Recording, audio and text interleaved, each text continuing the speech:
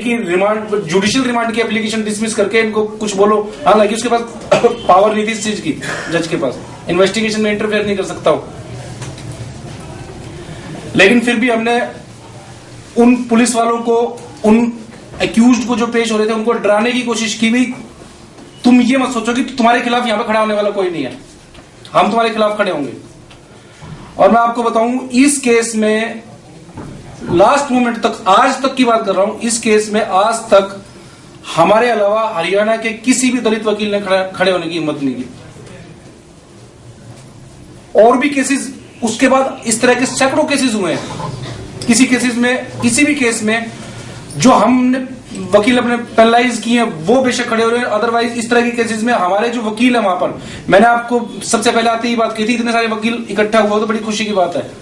वहां पर हमारे वकील इनके सामने आने की हिम्मत नहीं कर पाते हैं क्योंकि इनका टेरर इतना ज्यादा है। अब मैं आपको बता रहा था कि पुलिस ने केवल 28 लोगों को गिरफ्तार किया, बाकी लोगों को गिरफ्तार नहीं कर रही थी। तो सुप्रीम कोर्ट में इंटरिम एप्लीकेशन लगानी पड़ी कि इनको गिरफ्तार करने के आदेश दिए जाए। सुप्रीम कोर्ट ने आदेश दिए कि अगर भाई हरियाणा पुलिस के बस की नहीं गिरफ्तार करने, तो हम बीएसएफ को, पैरामिलिट्री फोर्सेस को बोलते हैं गिरफ्तार करने के लिए, फिर तो गिरफ्तार करोगे, वो करेंगे जाके। तो इस आदेश के आने के बाद उन्होंने फिर अफरा तफरी में 130 लोगों को गिरफ्तार किया। 130 लोगों में से भी उन्होंने 15 लोगों को छोड़ दिया। उसके बाद सबसे पहला चालान उन्होंने 48 लोगों का चालान दिया। उसमें जब गवाहियां शुरू हुई, गवाहियों में मुझे वीना शर्मा, हमारी सीनियर एडवोकेट है जो हम विक्टिम्स की तरफ से खड़े, हमको हमारे गवाहों से बात करने की इजाजत नहीं दी गई। इतनी ज्यादा भीड़ कोर्ट के बाहर थी, यानी सारे खाप पंचायत के लोग, पूरे हरियाणा के जाट, यानी 300-400 लोग वहां पे कोर्ट के बाहर इकट्ठा थे। हम अपने गवाहों से बात करने जा रहे थे, हमको गवाहों से बात नहीं करने दी। धक्का मुक्की मारने पीटने हमको भागे। हमने कोर्ट में गए, जज को बोला मेरा जी ये क्या हो रहा है बाहर, ऐसे में कैसे केस चलेगा। जज बोला मैं क्या कर सकता हूँ, एसपी के पास जाइए आप। मैं जी गवाहों, इस एटमोस्फेयर में गवाही कैसे देंगे वो। अजी ये बात अगर गवाह बोले, यही बात अगर गवाह बोलेगा तो मैं कुछ कर सकता हूं। गवाह कैसे बोलेगा, गवाह को डरा रखा है बहुत ज्यादा गवाह को टेरराइज कर रखा था। गवाह अपने वकीलों से ही कुछ नहीं बोल रहा था तो जज के सामने क्या बोलेगा। इस सिचुएशन में हमने फिर सुप्रीम कोर्ट में एक पिटीशन 406 में मूव की ट्रांसफर के लिए। उसके बाद सारे के सारे सर्कमस्टांसेस, हालात देखने के बाद, रिपोर्ट लेने के बाद वहीं के सेशन जज की कि हाँ भाई वकीलों को भी खतरा है, गवाहों को भी खतरा है, सुप्रीम कोर्ट ने बोला और केस को ट्रांसफर करने के ऑर्डर किए दिल्ली केस आया। दिल्ली केस में आने के बाद भी हम वहां पर, मैं, सरिता जी, श्री जी, मैडम अनुभा, ये 3-4 वकील हम पैरवी के लिए थे और उनकी तरफ से 100 वकील होते थे। इस तरह के हालातों में हमने 15 लोगों की SC/ST एक्ट में सजाएं कराई, जिसमें 3 लोगों को लाइफ इम्प्रिजनमेंट हुआ, 5 लोगों को 5-5 साल की हुई और बाकी लोगों को 2-2 साल की हुई। सबसे बड़ी बात ये रही कि एक गांव के 103 लोग 2 साल तक, ट्रायल खत्म होने तक जेल में रहे, उनको बेल नहीं मिली किसी को।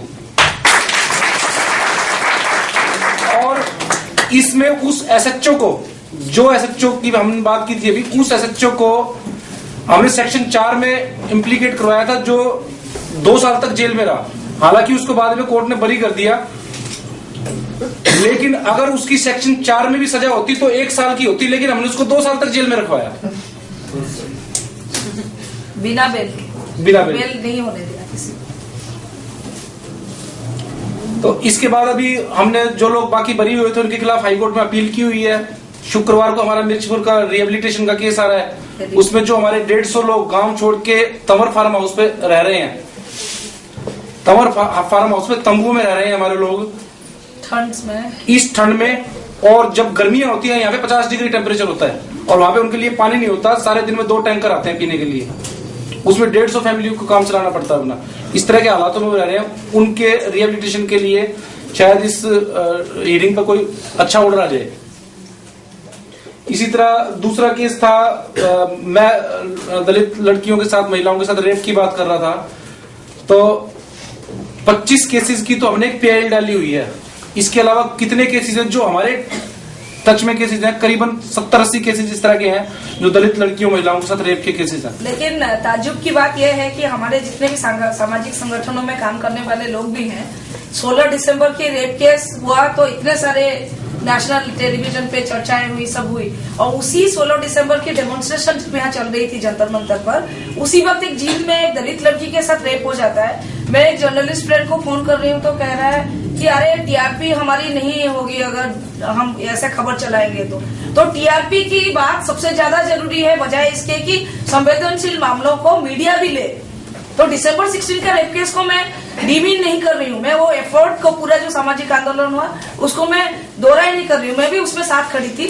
लेकिन क्या हमारे दलित वर्गों के महिलाओं के साथ जो अत्याचार होता है उसमें इस तरह के व्यापक सामूहिक और एक मीडिया का भी रोल क्या होता है क्या? ये एक सवाल आप लोग सोचेंगे घर जाके तो अच्छा होगा।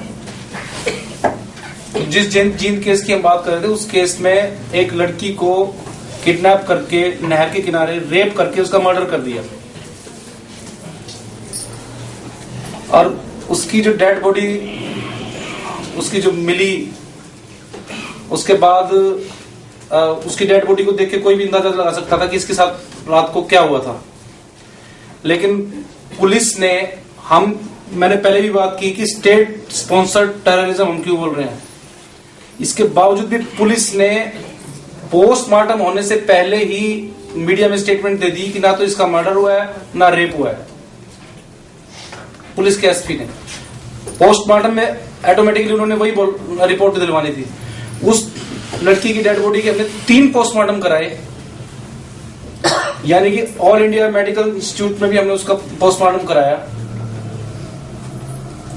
लेकिन आज तक उसको न्याय नहीं मिला है। हमने फैक्ट फाइंडिंग की थी, ये निहारिका हमारे साथ गई थी, तो हाई कोर्ट में हमने उसमें एक PIL डाली है। पूरा केस बताने का समय नहीं है क्योंकि टाइम ज्यादा हो गया है, तो कभी किसी दूसरे मौके पे मिलेंगे तो काफी और केसेस की चर्चा करेंगे। Thank you.